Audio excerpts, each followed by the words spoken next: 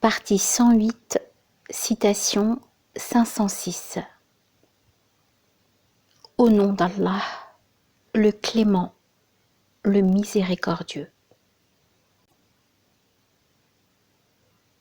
La prière demeure pour les croyants une prescription à des temps déterminés.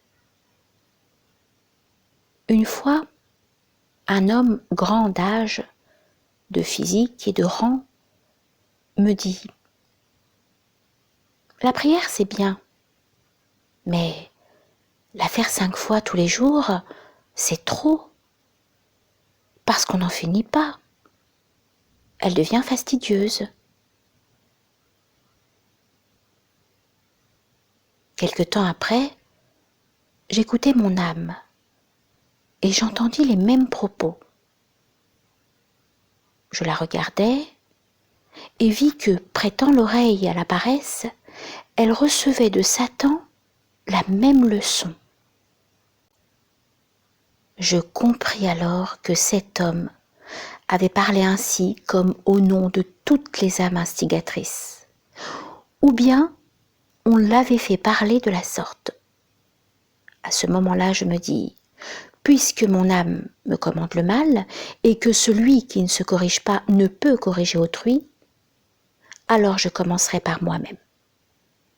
Je dis, ô mon âme, entends de moi ces 5 avertissements en réponse à ce discours que tu prononças dans une ignorance très profonde, sur le lit de la paresse, plongé dans le sommeil de l'insouciance. Premier avertissement.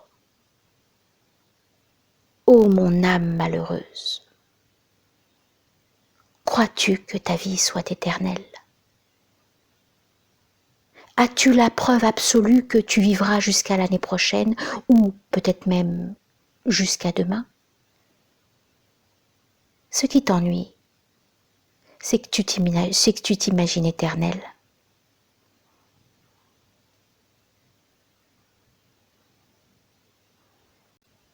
Tu chicanes pour le plaisir, comme si tu allais vivre éternellement ici-bas.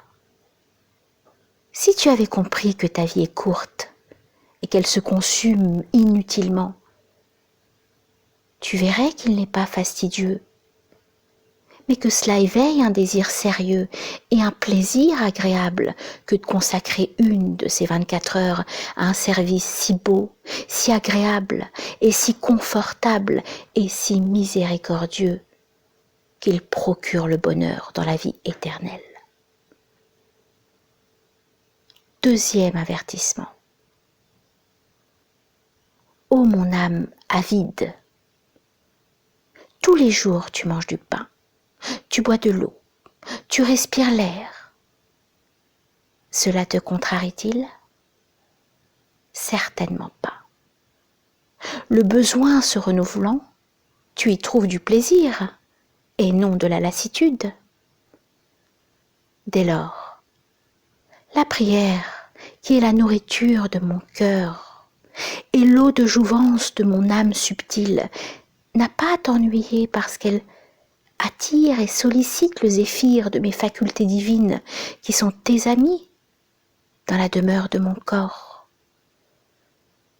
En effet, la nourriture et la force d'un cœur qui subit des chagrins et des peines infinies qui le captivent, qui est attaché aux délectations et désirs infinis, on ne peut les obtenir qu'en frappant par la prière à la porte du miséricordieux, généreux, omnipotent. Ce n'est qu'en se tournant par la prière vers la fontaine de miséricorde d'un bien-aimé éternel, équivalent à tout, qu'on peut se désaltérer à l'eau de jouvence d'une âme qui quitte ce monde transitoire très rapidement, en poussant des lamentations dues à la séparation, et qui a des liens avec la plupart des créatures. Un principe conscient de l'être humain et une faculté dominicale lumineuse ont évidemment grand besoin de respirer dans les conditions mélancoliques, écrasantes, angoissantes, transitoires et ténébreuses et étouffantes de ce monde, Ce principe et cette faculté qui désirent naturellement l'éternité et qui furent créés pour elle et qui sont le miroir d'un être éternel et qui se trouve être infiniment délicat et subtil. Ils ne peuvent respirer qu'à travers la fenêtre de la prière. Troisième avertissement. Ô mon âme impatiente, est-il tant soit peu raisonnable d'angoisser aujourd'hui en pensant aux épreuves du culte et aux peines de la prière et aux troubles causés par les malheurs des jours passés? Et est-il raisonnable de s'impatienter en actualisant le devoir du culte et le service de la prière à venir, ainsi que la douleur des malheurs futurs? Tu ressembles dans ton impatience à ce commandant imbécile qui envoie à l'aile droite une de ses principales forces et affaiblit le centre alors que l'aile droite ennemie s'est ralliée à ses forces de droite, leur apportant ainsi une force nouvelle, puis qui envoie une grande force à l'aile gauche alors qu'il ne s'y trouve pas encore de soldats ennemis, et qui ordonne de faire feu, affaiblissant ainsi totalement le centre. L'ennemi comprend la situation, attaque le centre et le déroute. En effet, tu ressembles à cela. Car les peines des jours passés se sont transformées en grâce aujourd'hui. Leurs douleurs se sont dissipées, leurs plaisirs demeurent, leurs peines se sont transformées en prodiges et leurs difficultés en récompenses. Alors, il faudrait non pas s'en ennuyer, mais en tirer un nouvel enthousiasme, un nouveau goût et un effort sérieux pour persister. Quant aux jours à venir, puisqu'ils ne sont pas encore arrivés, s'en embarrasser, s'en inquiéter dès maintenant est une folie, comme celle de se lamenter, de gémir en pensant à la faim et à la soif que tu éprouveras à l'avenir. Cela étant la vérité, si tu es intelligent, ne pense qu'au jour présent en matière de culte et dis « Je passe 1 heure de ce jour à un service agréable, plaisant et élevé dont la récompense est très grande et la gêne moindre. » Alors ton désespoir douloureux se transformera en un doux effort.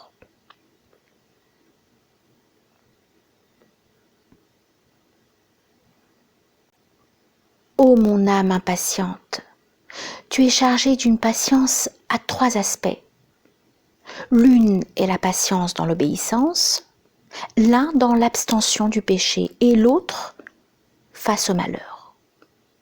Si tu es raisonnable, tiens pour guide la vérité exprimée dans ce 3e avertissement. Dis bravement « Ô le très patient » et épaule cette triple patience, à condition que tu ne le dissipes pas dans le mauvais sens. Le pouvoir de la patience qu'Allah t'a donné est assez large pour surmonter toutes les difficultés et tous les malheurs, et résiste-leur grâce à ce pouvoir. 4e avertissement. Ô mon âme imbécile, ce devoir du culte est-il vanité? Sa récompense est-elle si modeste qu'il t'ennuie?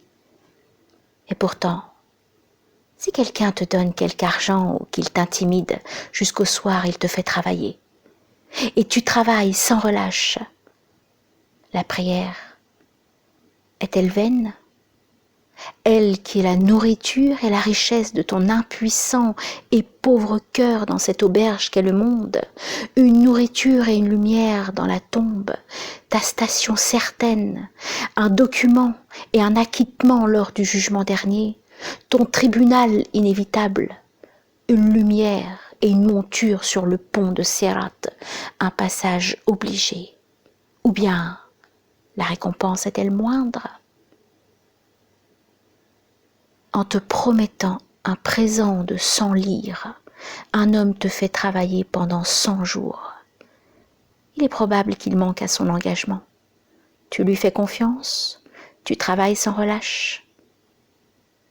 Si un être pour qui manquer à son engagement est improbable te promet un prix tel que le paradis et un présent comme le bonheur éternel, s'il t'emploie pour peu de temps dans une tâche très agréable, et si toi, tu n'accomplis pas ce service, que tu l'accuses de sa promesse, prends à la légère son présent, avec ton service forcé ou languissant ou imparfait, ne penses-tu pas que tu mériteras une correction sévère et un châtiment terrible?